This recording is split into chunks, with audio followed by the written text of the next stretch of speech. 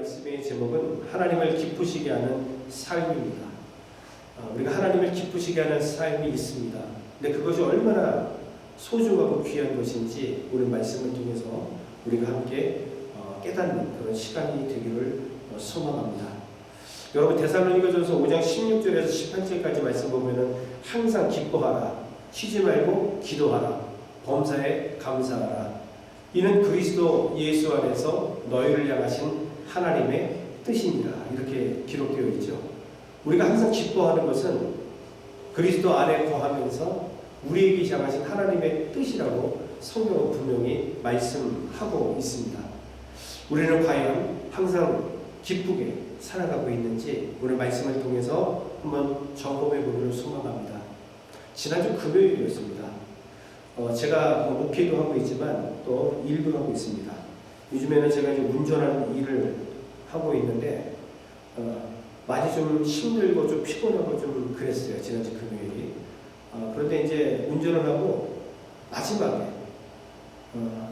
이 한 곳만 내가 이제 운행을 하고 집에 들어가야지 했는데 여기 그 운전 앱에 딱 누가 떴어요. 근데 저는 뭐 잘못 본 줄 알았습니다. 이름이 지저스예요. 실제로 JESUS 예수.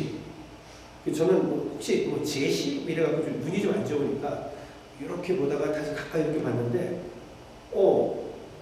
지저스인 거예요. 야, 이게 무슨 일이지? 해서 이제 그분을 이제 태우러 갔습니다. 또 이렇게 그거 좀 한참 걸렸어요. 바로 만나지 못하고 그분이 이제 다른 곳에 서 있어서 왔다 갔다 하다가 결국 만났는데 그분이 이제 문을 탁 열었는데 대부분 보면은 뒷자리에 앉는데 또 제 앞자리에 앉더라고요. 앞자리에 딱 앉아가지고 지저스 그랬어요. 그랬더니 그 친구가 저한테 이러더라고요. 할렐루야 아멘 그러는 거예요.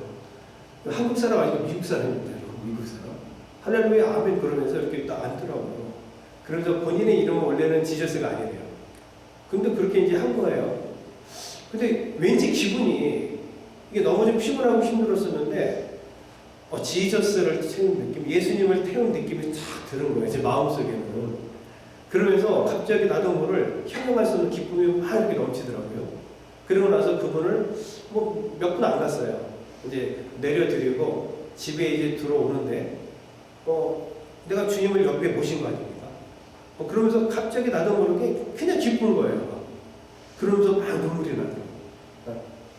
물론 이제 그분이 본인의 이름은 아니지만 또 목사인 저에게 또 그렇게 예수라고 이름을 보내서 제 옆자리에 앉아서 뭐 제가 영어를 길게 하지는 못했지만 뭐 이렇게 대화하는 가운데에 그냥 마음이 너무 기쁘더라고요.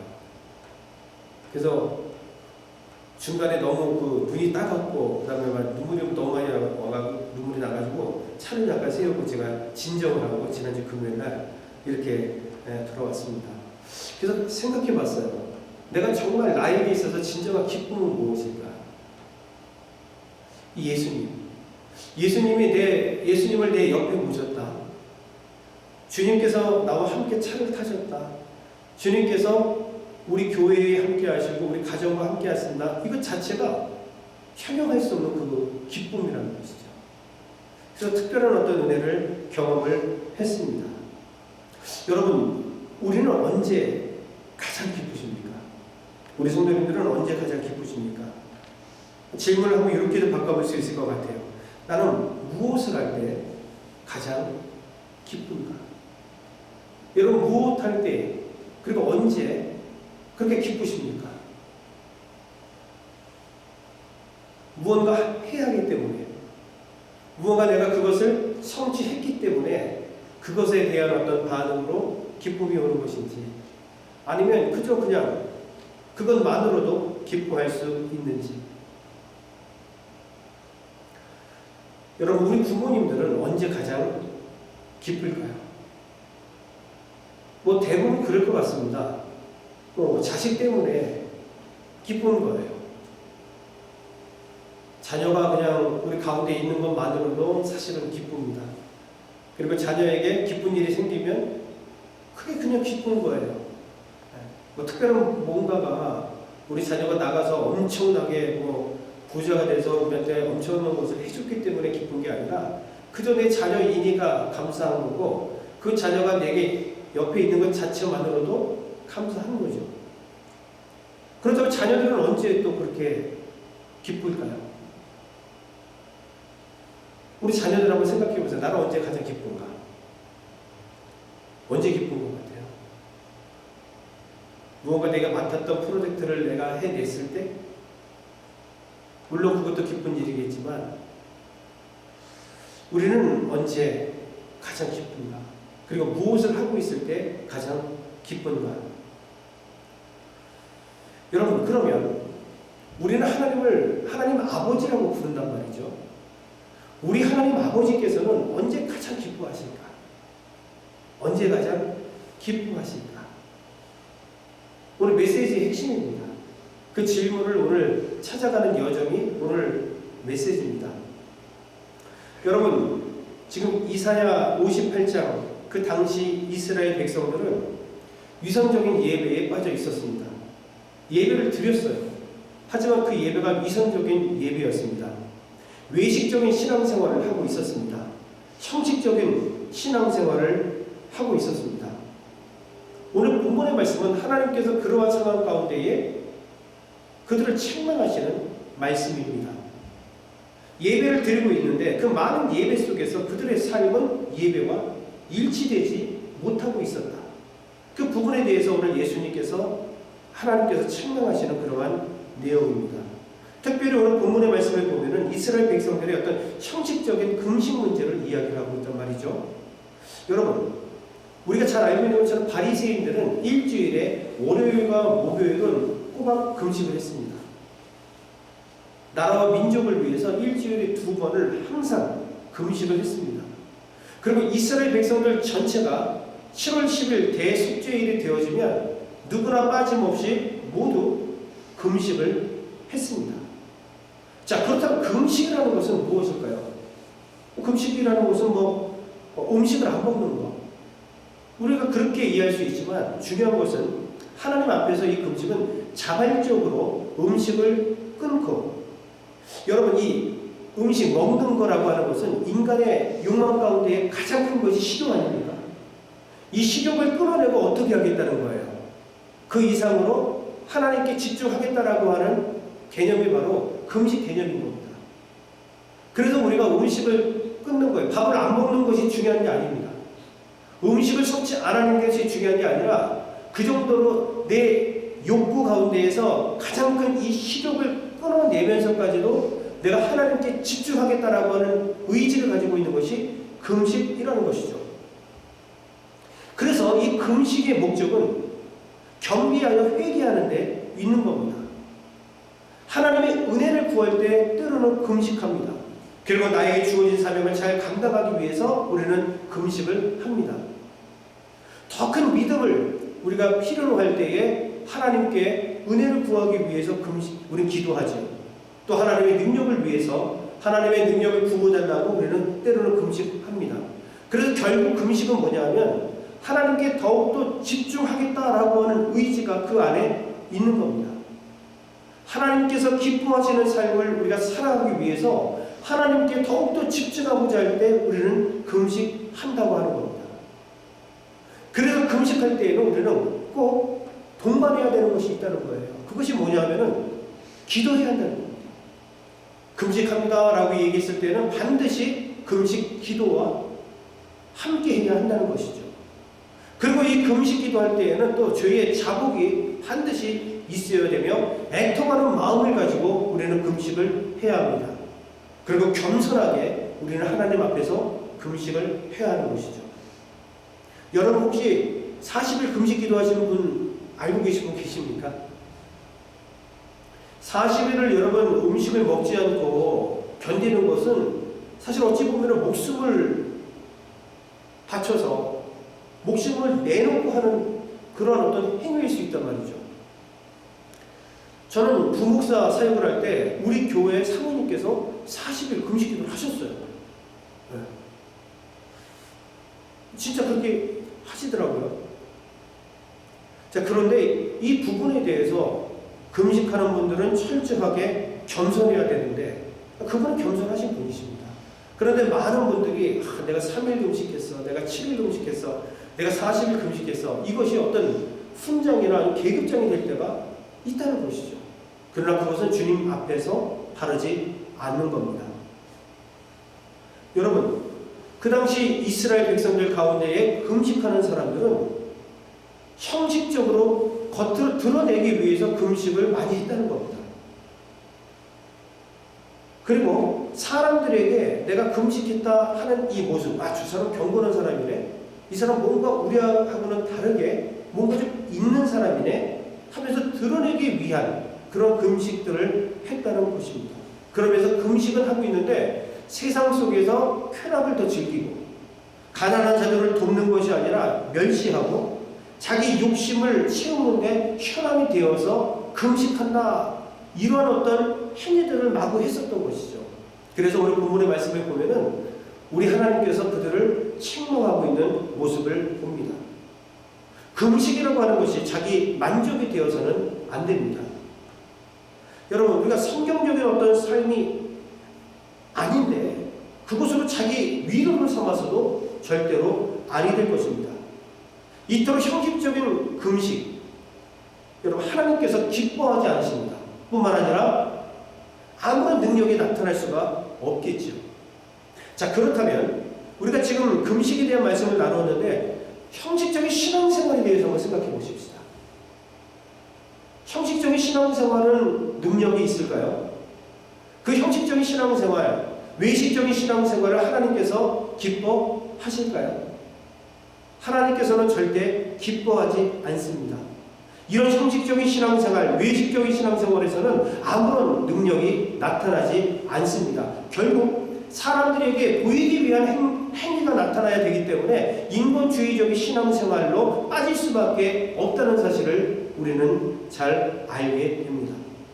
그렇다면 오늘 말씀을 통해서 하나님께서 정말 기뻐하시는 금식, 즉 하나님께서 정말 기뻐하시는 신앙생활은 어떤 것인지를 우리가 살펴보자라는 거예요. 올 2025년도 한 해 여러분, 형식적이고 외식적인 신앙생활을 다 끊어내시기를 주의 이름으로 간절히 축원합니다.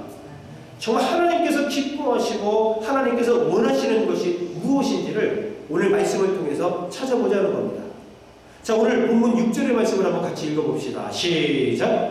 내가 기뻐하는 금식은 흉악의 결박을 풀어주며 먹이의 줄을 끌어주며 앞뒤에 나가는 자를 자유하게 하며 모든 멍에를 꺾는 것이 아니겠느냐. 아멘.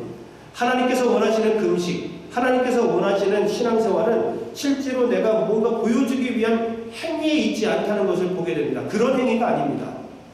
진정한 자유를 위한 실천적인 삶을 오늘 하나님께서는 찾고 있는 겁니다. 흉악한 결박을 풀어주며 결박되어 있는 자들을 자유케 해주는 것, 이것이 주님이 기뻐하시는 금식이다라는 겁니다. 멍에의 질을 끌어주며 묶여있는 멍에를 풀어주는 것이 바로 하나님께서 기뻐하시는 금식이다라는 이야기입니다. 앞뒤 나가는 자를 자유하게 한다. 자유를 주는 거예요. 모든 멍에를 꺾는 것. 그러니까 6절의 말씀을 보면 풀어주며 끌어주며 자유케 하며 꺾는 것. 오늘은 이 단어에 우리는 주목할 필요가 있다는 겁니다. 하나님께서 정말 원하시는 금식과 신앙생활은 자유를 선포할 수 있는 겁니다. 자유를 선포하는 것입니다. 이스라엘 백성들이 400년 동안 애굽의 종로로 되어 있을 때에 우리 하나님께서는 그들을 그 압제에서 풀어주셨습니다. 그리고 자유를 주셨습니다. 이스라엘 백성들이 여러분 바벨론에 70년 동안 포로 생활하고 있었을 때에 70년이 되는 그 순간 하나님께서는 고레스 왕을 통해서 이스라엘에게 자유함을 주셨다는 것이죠. 진정한 신앙생활은 뭐냐면 자유함이 있다는 겁니다. 우리는 살펴봐야 될 것이 이 자유함을 우리가 방종함으로 여러분 착각해서는 안 된다는 겁니다. 내가 원하는 대로 하는 게 자유예요? 신앙생활 하고 싶으면 하고 말고 싶으면 말고 그런 것이 아니죠. 여러분, 자유에는 책임이 따른단 말이죠. 우리 하나님께서 정말 원하시는 신앙생활이라고 하는 것은 이러한 자유를 줄 수 있는 선포가 우리 가운데에 있어야 되는 겁니다. 실질적으로 우리가 그들에게 묶여있는 결박을 풀어주고 그 줄을 끌어주는 그러한 역사, 믿음의 행위가 반드시 이 안에 있어야 된다는 것이죠. 자, 하나님께서 기뻐하시는 것은 여기서 끝나지 않습니다. 7절 말씀을 한번 보시죠. 시작. 또 줄인 자에게 내 양식을 나누어 주며 유리하는 빈민을 집에 들이며 헐벗은 자를 보면 입히며 또 내 골육을 피하여 스스로 숨지 아니하는 것이 아니겠느냐. 아멘. 여러분, 오늘 본문의 말씀을 자세하게 좀 보시기를 주의 이름으로 권면합니다. 이 하나님이 하신 말씀입니다. 긍휼을 실천하는 것이 바로 하나님께서 기뻐하시는 신앙 생활이라는 겁니다. 줄인 자에게 양식을 주라는 겁니다. 실제로 먹지 못하는 자에게 빵을 나누어 주는 겁니다. 뿐만 아니라 영적으로 굶주려 있는 자들에게 하나님의 말씀을 나누어 주는 것 또한 하나님께서 기뻐하시는 신앙생활이라 성경은 분명히 말씀하고 있습니다. 우리는 우리 주변을 얼마나 살펴보고 계십니까? 우리는 반드시 이 일들을 감당해야 될 것입니다. 얼마나 힘들까? 얼마나 배고플까? 여기서 끝나면 안 된다는 겁니다. 배고프니까, 굶주렸으니까 가서 우리가 손을 내밀어 줘야 되고, 하나님의 양식이 정말 필요한 자들에게 다가가서 하나님의 말씀을 나누어 줄 수 있는 데까지 우리는 실질적으로 실천하며 나아가야 한다는 것입니다. 또 뭐라고 말씀하고 있습니까? 유리하는 빈민을 집에 들이라 이렇게 말씀하고 있습니다. 여러분, 근동의 그 기후를 우리 잘 아시잖아요. 이 중동 지역을 보십시오. 낮에는 엄청나게 뜨겁죠. 밤은 또 어떻습니까? 일교차 심해서 밖에서 노숙을 하게 되면 얼어 죽을 수도 있단 말이에요. 그래서 어쩌면 오늘 하나님께서 유리하는 자를 집에 들이라고 하는 것은 뭐냐면 그들의 생명을 보존하라, 이런 의미가 이 안에 있는 거예요. 그 정도로 실천적인 삶을, 믿음의 실천적인 삶을 살아가는 것이 신앙 생활이다라고 성경은 지금 말씀을 하고 있는 것입니다. 헐벗은 자를 입히라라는 것도 같은 내용입니다. 여러분, 고대 근동에 있는 사람들은 큰 겉옷을, 따뜻한 겉옷을 가지고 있단 말이죠. 혹시라도 여러분 밖에서 노숙을 하게 될 경우에 이불로 사용해야 되기 때문에 그런 옷을 가지고 있단 말이죠. 그러니까 그렇게 입히라는 것은 결국 다 뭐냐면은 그들의 생명에 관심을 갖고 그들의 생명을 보존해야 된다는 겁니다. 교회 공동체는 이토록 믿음의 생명에 여러분을 관심을 갖고 있어야 되는 겁니다. 교회는 여러분 어떤 곳입니까? 교회는 사람을 살리는 곳입니다. 사망에서 생명으로 예수 그리스도의 복음으로 말미암아 그들을 살리는 그러한 곳이 바로 교회여야 된다는 겁니다. 생명과 직결이 되는 거예요.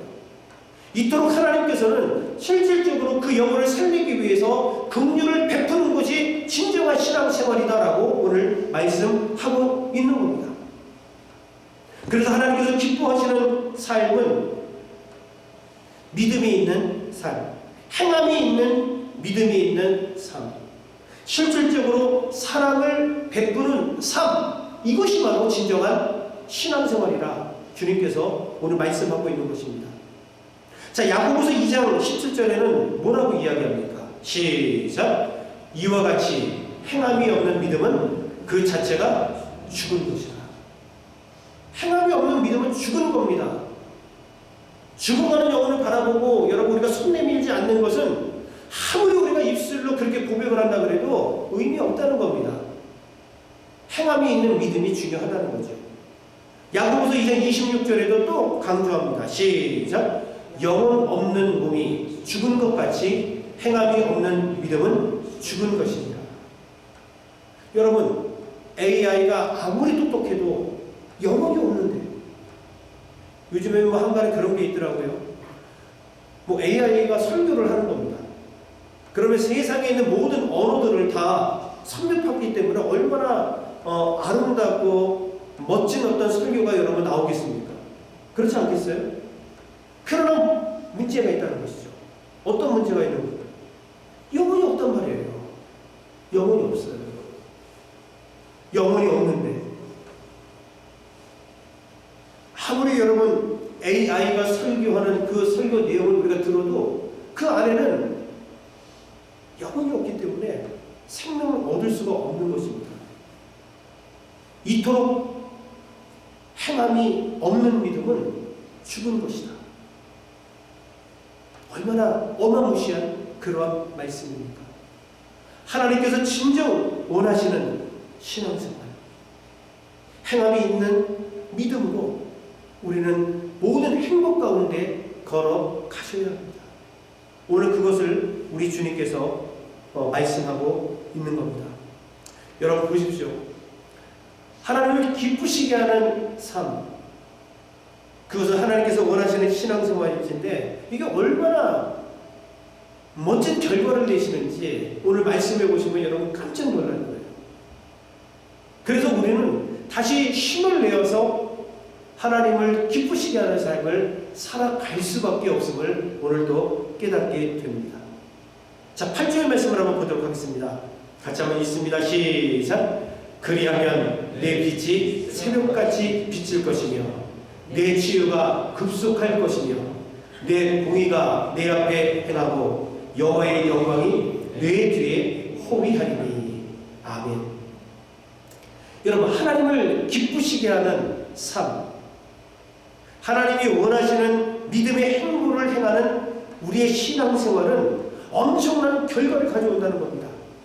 어두움이 거치고 광명한 가운데 우리 가운데 살아갈 수 있도록 하나님께서 우리를 격려하시고 위로하신다라고 말씀하고 있습니다.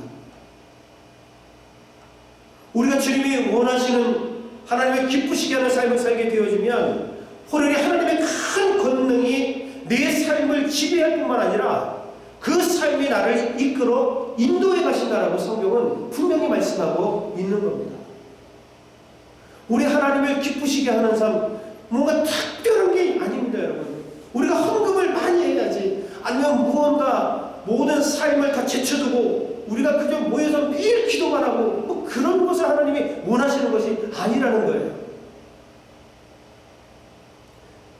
우리가 긍휼을 행하면서 하나님의 원하시는 대로 말씀 가운데 살아가게 되어지면 하나님의 큰 권능이 호련히 우리의 삶을 주도하시고 내 삶을 이끌어 가신다라고 분명히 말씀했을 뿐만 아니라 여기서 더 나아가 치유가 급속할 것이라고 말씀하고 있어요. 여러분, 우리가 하나님을 기쁘시게 하는 삶을 살게 되어지면 위로부터 하나님의 치료의 광선이 임하는 줄로 믿으시기를 주의 이름으로 축원합니다. 여기 치유라고 하는 개념은 어떤 개념이냐면은 여러분, 땅이나 고목에서 새싹이 돋아나는 것을 의미하는 거예요. 죽은 땅에서 여러분 새싹이 올라오고 고목에서 새싹이 피어오는 것입니다. 그러니까 이렇게 되는 의미는 어떤 개념이 있냐면 상처가 매우 급속하게 치유가 된다는 것입니다. 그리고 새싹이 급속도로 도달한다는 의미가 이 안에 있는 겁니다. 하나님을 기쁘시게 하는 삶이 이런 놀라운 은혜가 우리 가운데 있다니까요.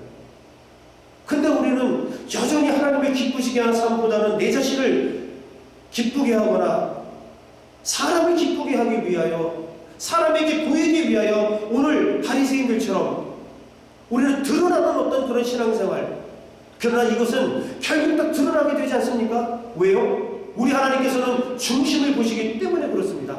아무리 우리가 겹겹이 우리의 모습을, 부끄러운 모습을 감추고 또 감춘다 할지라도 하나님 앞에서는 감출 수가 없는 겁니다. 하나님의 눈은 불꽃 같은 눈이십니다. 그래서 우리 중심을 꿰뚫어 보기 때문에 다 드러나게 되어 있는 겁니다. 오늘 여러분들은 모든 외식적인 삶들을 다 내려놓으시고 오직 말씀처럼 하나님을 기쁘시게 하는 삶을 살아가는 저와 여러분들이 되시기를 주의 이름으로 간절히 축원합니다. 이 말씀은 여러분 육체적인 치유의 말씀도 해당이 되고요, 영적인 치유의 모습도 이 안에 해당이 되는 겁니다. 영육간의 치유를 원하시는 분들은 하나님을 기쁘시게 하는 삶을 살아가시기를 주의 이름으로 간절히 축원합니다. 너무너무 중요한 말씀이죠. 자, 여러분 8절의 말씀을 또 자세히 보시면은 내 공의가 내 앞에 행하고 여호와의 영광이 내 뒤에 호위하리니. 앞뒤에서 뭐가 행하는지 여러분 보십시오. 하나님을 기쁘시게 하는 삶 가운데에 우리가 하나님을 기쁘시게 하면 우리 앞에서 하나님의 공의가, 그리고 뒤에는 하나님의 영광이 우리를 호위한다라는 겁니다. 마치 우리가 출애굽기를 보면서 많이 본 것과 같은 연상이 있지 않습니까? 앞에는 구름 기둥이, 뒤에는 불기둥이. 하나님의 보호하심이 여러분 있다는 겁니다. 나의 앞뒤를 하나님께서 호위하신다라고 성경은 분명히 말씀하고 있습니다. 이처럼 놀라운 축복이 여러분 어디에 있습니까? 그럼에도 불구하고 우리는 하나님을 기쁘게 하는 삶이 아니라 내 자신만을 기쁘게 하고 사람을 기쁘게 하기 위해서 우리는 신앙생활을 하고 있지는 않는지 오늘 말씀을 통해서 한번 정돈해 보는 것이지요. 여러분 기억하십시오. 우리가 정말 하나님을 기쁘시게 하는 삶을 살아간다면 앞에서 하나님의 불기둥과 뒤에는 구름기둥이 우리를 호위하고 있다.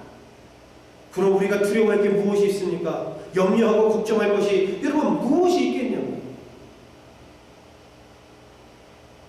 9절의 말씀을 한번 또 보시죠. 자, 같이 읽습니다. 시작. 내가 부를 때에는 나 여호와가 응답하겠고 내가 부르짖을 때에는 내가 여기 있다 하리라.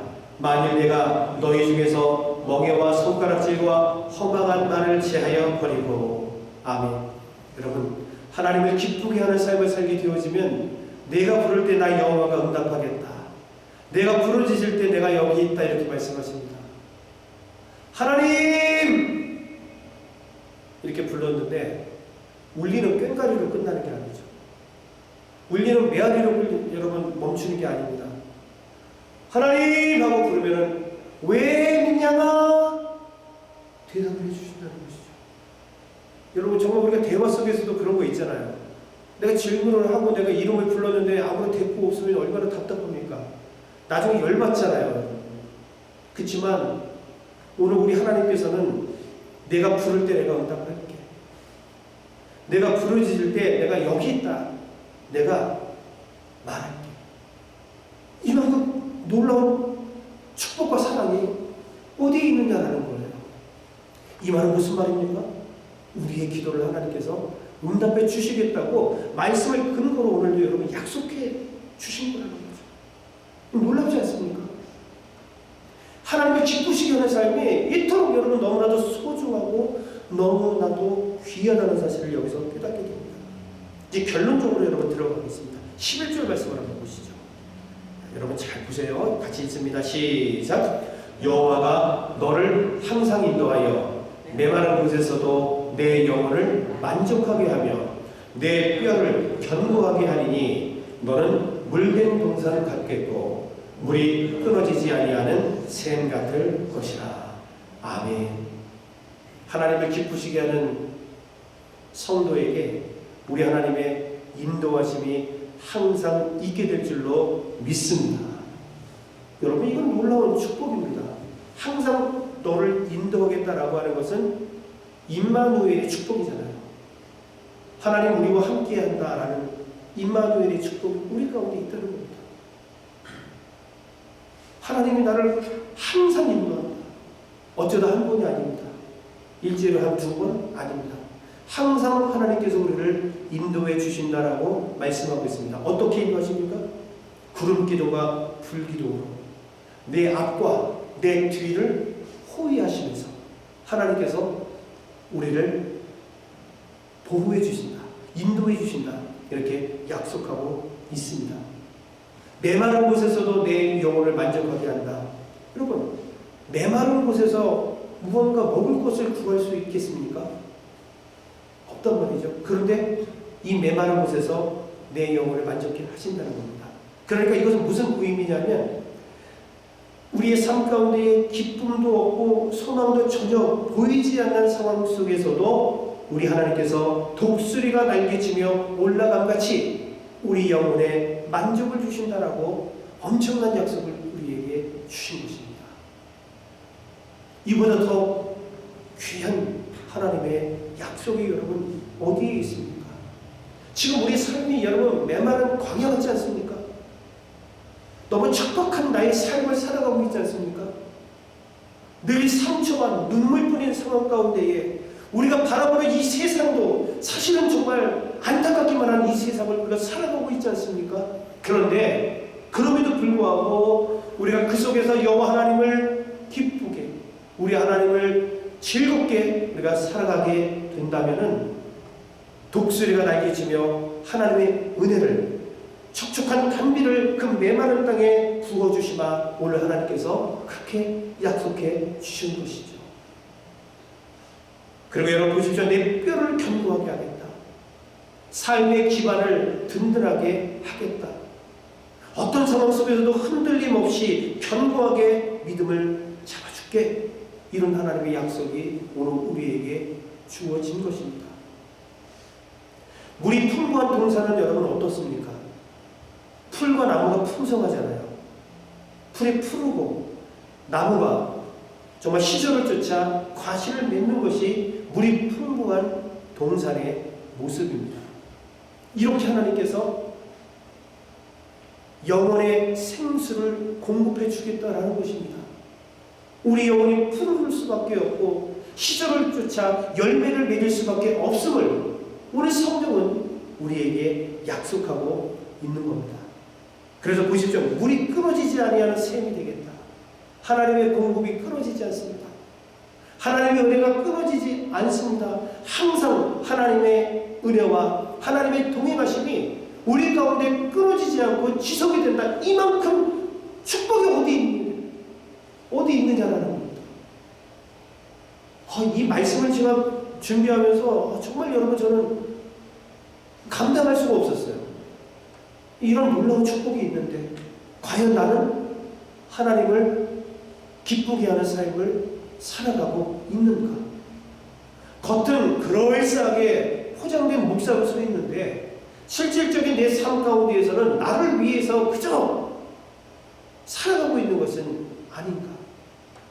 내가 목사니 하면서 드러내는 삶만을 추구하며 내가 살아가는 것은 아닌지, 이런 외식적인 신앙생활, 형식적인 신앙생활에 매여 있는 것은 아닌지, 저는 이 말씀을 준비하면서 내 삶을 되돌아보는 그러한 특별한 계기가 되었습니다. 여러분, 오늘 이 말씀을 통해서 오늘 각자에게 주시는 하나님의 음성은 무엇입니까? 하나님의 메시지는 무엇입니까? 하나님을 기쁘시게 하는 삶을 살고 계십니까?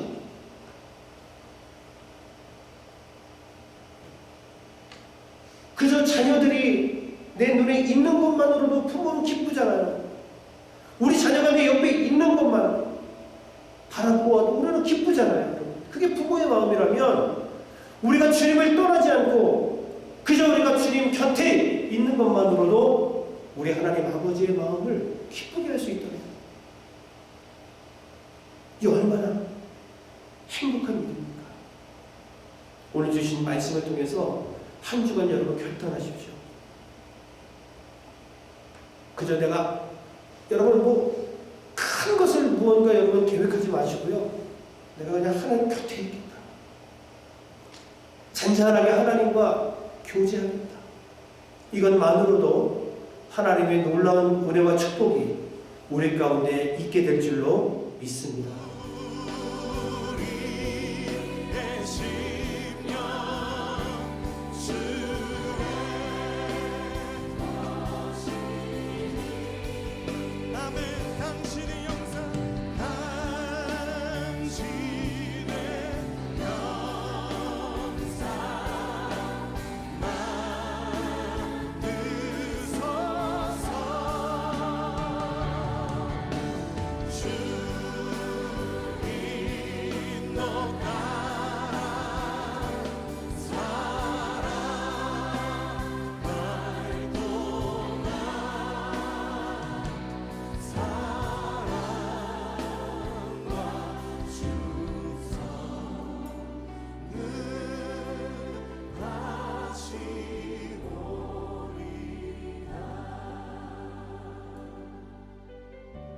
십자가를 질 수 있나 주가 물어보실 때 십자가를 질 수 있나 주가 물어보실 때 죽기까지 따르오리 저를 대라 오늘 우리에게 묻고 계십니다. 십자가를 질 수 있나 주가 물어보실 때 죽기까지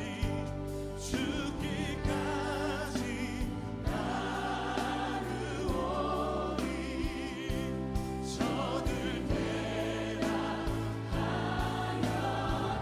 우리의 심령 주시니 우리의 심령 주의 것이니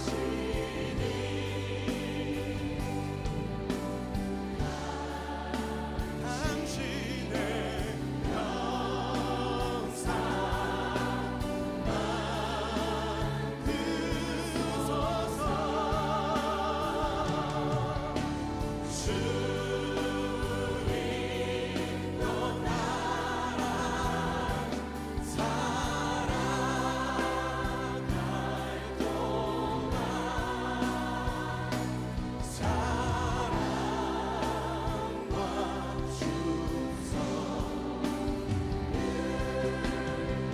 우리 주님의 십자가를 바라보며 함께 기도합시다. 죽기까지 순종하신 십자가의 그 길, 이제 우리에게 맡겨주신 십자가를 지고 주님을 따르겠습니다. 넘어지고 실패하는 것 같아 보여도 주님께서 보이신 생명의 길을 우리가 따르겠습니다.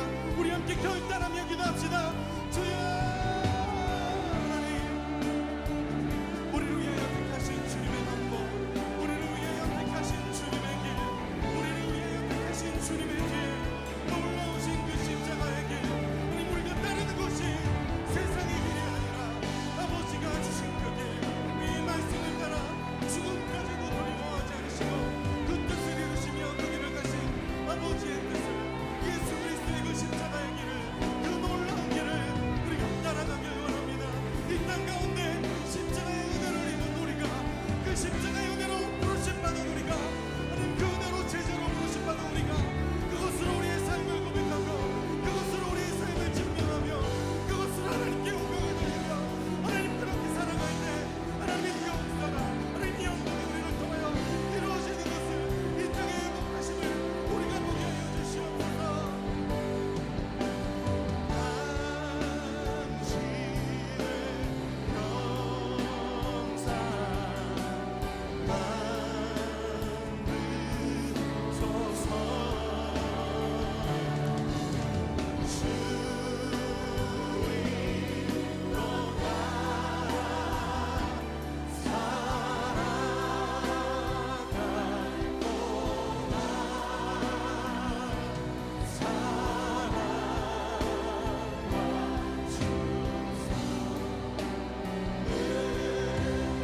주님의 사랑 앞에 우리 다시 한번 고백합시다.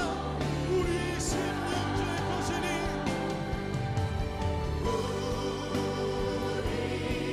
우리의 심령 주의 것이니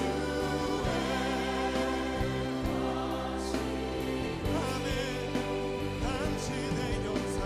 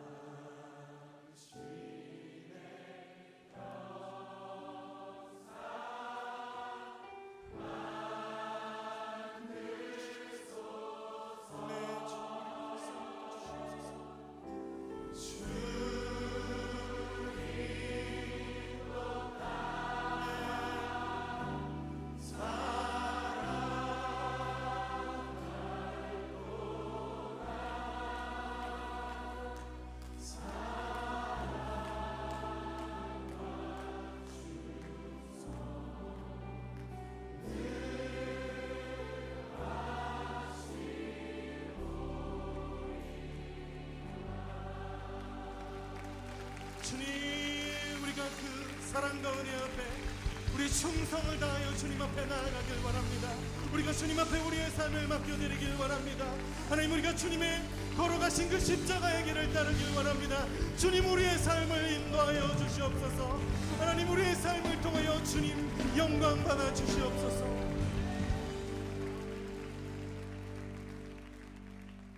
우리 주님 앞에 감사의 박수 올려드립시다.